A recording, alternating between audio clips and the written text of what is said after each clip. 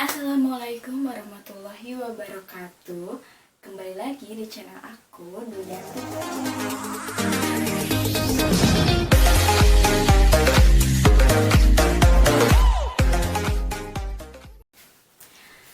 Nah, sekarang bukan saatnya pengumuman giveaway. Jadi teman-teman sabar dulu ya, kalau misalkan giveaway-nya belum diumumkan. Sekarang aku mau menyampaikan tugas kewirausahaan dalam mata kuliah pendidikan kewirausahaan aku di semester 6 ini, yang mana aku menyampaikan praktek kemarin kewirausahaan dan sekarang outputnya yaitu bikin sebuah video atau vlog. Jangan lupa kalau yang belum subscribe dulu, like dan komen untuk mendukung channel aku agar aku bikin karya-karya lainnya. Keep stay tune ya. Nah, kita bahas sekarang tentang kewirausahaan. Jadi, kewirausahaan itu apa sih? Nah, kewirausahaan itu berasal dari kata wira yang artinya berani. Jadi, orang-orang yang berwirausaha ialah orang-orang yang berani. Orang-orang yang berani dalam menyatakan pendapat, mengambil keputusan, berani dalam berwirausaha, berani menjual produk, dan tentunya berani mendapatkan keuntungan. Nah, output dari kewirausahaan ini ialah nantinya kita akan menjadi seseorang yang mandiri, yang tentunya tidak harus selalu membebankan kebutuhan kita ke orang tua. Jadi kita dapat berpenghasilan sendiri dan bisa memenuhi kebutuhan sendiri. Lalu, apa aja sih karakter wirausaha itu? Yang pertama, karakter wirausaha ialah sebagai bentuk kepuasan pribadi. Jadi setelah kita berwirausaha, setelah kita menjual sebuah barang atau produk atau jasa, tentunya ada rasa kepuasan diri sendiri, yang mana kepuasan itu berbentuk seperti kebanggaan gitu, kebanggaan diri sendiri bahwa kita tuh udah bisa menghasilkan uang sendiri. Nah, yang kedua ialah menjalankan dengan tulus. Jadi, kalau kita misalkan mau berwirausaha, kuncinya ialah harus tulus. Jangan adanya keterpaksaan. Kalau misalkan ada yang keterpaksaan, tentunya wirausaha yang kita jalani tidak akan sesuai dan mungkin nantinya tidak akan mendapatkan jalan yang sesuai dengan harapan atau planning kita. Nah, jadi teman-teman harus tulus ya. Yang ketiga ada rencanakan dengan matang. Nah, tentunya dalam melakukan sesuatu, segala hal harus ada planningnya terlebih dahulu, terutama dalam berwirausaha. Jadi sebelum kita terjun ke lapangan menjual sebuah produk, barang, atau jasa, tentunya kita harus memiliki planning terlebih dahulu. Apa aja sih planningnya? Bisa jadi dalam menyiapkan bahan, menuliskan analisis SWOT, mempersiapkan modal, mempersiapkan kemungkinan resiko yang bakal kita lakuin atau yang bakal kita terjadi gitu. Terus yang selanjutnya ada fokus terhadap konsumen. Ada pepatah yang mengatakan bahwa pembeli adalah raja. Nah, betul sekali, kita harus mementingkan kepuasan konsumen, yaitu kita harus fokus terhadap konsumen. Konsumen mana sih yang harus atau yang sesuai dengan produk kita? Apakah sasarannya itu ialah remaja, anak-anak, dewasa, orang tua, atau bahkan bayi bisa jadi. Nah, yang kelima ada ciptakan keunggulan yang kompetitif. Nah, tidak dapat dipungkiri bahwasanya kalau kita berwirausaha, tentunya pasti dapat pesaing yang mana mereka juga menjual produk atau barang jasa yang sama dengan kita. Nah, kita tidak boleh untuk bersaing secara tidak sehat. Tapi kita solusinya ialah menciptakan keunggulan yang kompetitif, yang mana keunggulan tersebut ialah merupakan ciri khas diri kita, ciri khas dari wirausaha kita yang tentunya berbeda dengan wirausaha lain atau pesaing lain. Nah, yang kelima adalah mengelola keuangan.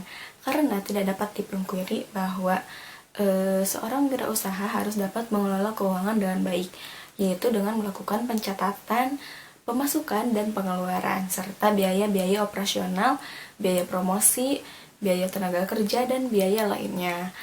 Nah, terus ada etika wirausaha, di mana etika wirausaha itu harus ada 5 sifat yang harus dimiliki oleh seorang wirausaha. Yang pertama ada etika, komitmen, kepatuhan, kesetiaan, dan peduli. Nah, mohon maaf misalkan ini settingannya beda lagi karena video yang kemarin ada sedikit kendala teknis gitu. Nah, mungkin itu saja sekilas tentang kewirausahaan. Selanjutnya aku bakalan bahas tentang letak atau lokasi tempat tinggal aku, yang mana sekarang aku tinggal di kota Tasikmalaya, salah satu kota yang ada di Jawa Barat. Nah, kota Tasikmalaya ini bertetangga dengan kota Bandung, Garut, terus ada juga Ciamis, Pangandaran, dan lain-lain. Nah, di kota ini tuh letaknya sudah agak modern gitu, tapi di satu sisi di masyarakat pedalamannya ada pun yang masih tradisional gitu. Dan di sini tuh kalau di kota Tasikmalaya itu dipenuhi oleh pegunungan-pegunungan gitu, seperti yang terkenal ada Gunung Galunggung. Nah, terus saya tinggalnya di, kalau kata orang Sunda, tinggalnya di diskotik gitu, yang artinya di sisi kota seetik, atau dalam bahasa Indonesia itu di pinggir kota sedikit, atau sedikit di pinggir kota. Nah, karena emang tempatku ini tempat tinggalku ini cuma terbatas dengan satu jalan, yang mana jalan itu tuh dapat menghubungkan ke jalan yang strategis, yang mana dapat dilalui oleh kendaraan-kendaraan umum yang melintasi antar kota gitu. Nah, terkait letak atau wilayah tempat tinggal aku, lalu aku mau ngejelasin perihal kemarin makanan khas Tasik, tapi nggak Tasik juga sih, ini makanan khas Indonesia, se-Nusantara, yang udah aku bikin kemarin waktu praktek kewirausahaan. Jadi aku tuh kemarin bikin kolak pisang, tapi disatuin dengan kolak kolang-kaling. Biasanya kan kolak pisang itu satu-satu ya, ada yang kolak pisang, ada yang kolak kolang-kaling, tapi yang ini aku bikinnya disatuin supaya lebih variatif gitu. Nah, yang biasanya kolak pisang atau kolak-kolak lainnya pun dibikin si kuahnya itu agak gimana ya, agak biasa aja gitu, tidak ada sesuatu yang menonjol. Namun kali ini kemarin aku bikin agak gurih, creamy, dan tidak manis berlebih ya, begitu. Jadi aku bikin pakai bumbu rahasia seperti susu bubuk atau margarin. Nah, jangan lupa tonton videonya sampai akhir, karena di akhir bakalan ada resep atau cara membuatnya.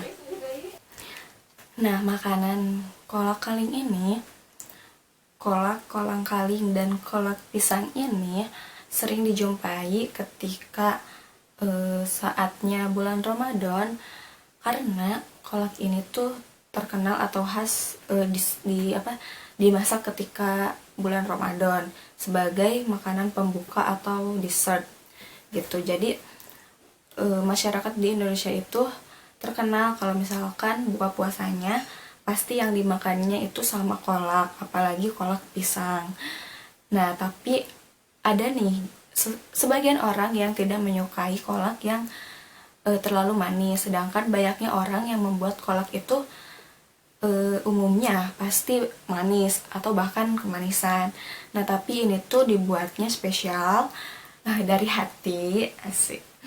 Dan ini tuh tidak berlebih gitu. Jadi semua porsinya itu pas, tidak tidak terlalu kemanisan, tidak terlalu gurih, tidak terlalu biasa aja, tapi ini pas bagi aku. Nah, bagi teman-teman yang mau bikin, silahkan bikin. Nanti ada videonya di akhir cara pembuatannya.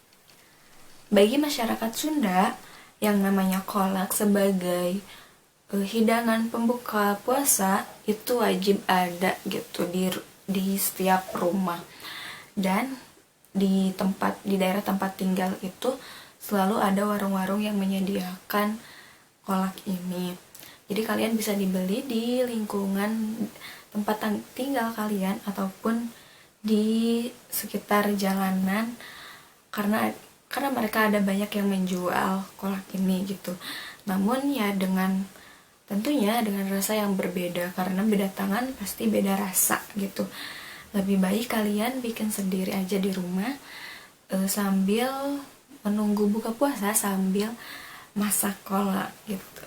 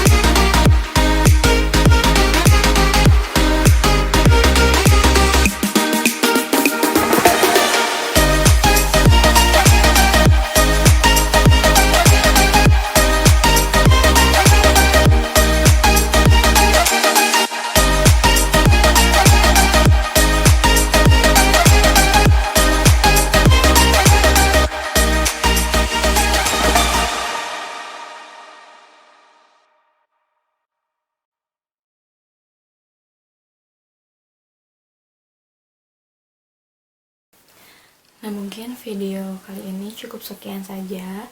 Mohon maaf apabila ada kesalahan. Dan terima kasih buat dosen dosen mata kuliah kewirausahaan yang sudah membimbing kami selama satu semester ini. Dan terima kasih juga untuk ilmunya, semoga bermanfaat bagi kita semua, amin. Nah, buat teman-teman jangan lupa buat subscribe, like, dan komen, dan jangan lupa follow akun Instagram aku, karena di sana aku bakalan share info-info menarik, share edukasi tentang yang kaitannya berhubungan dengan pandemi ini. Karena saya sekarang lagi KKN secara daring ataupun online, dan nanti saya bakalan nge-share edukasi yang udah aku buat sendiri di sosial media aku. Makanya jangan lupa follow dan stay tune. tetap diam di rumah ya, jangan kemana-mana. Bye-bye.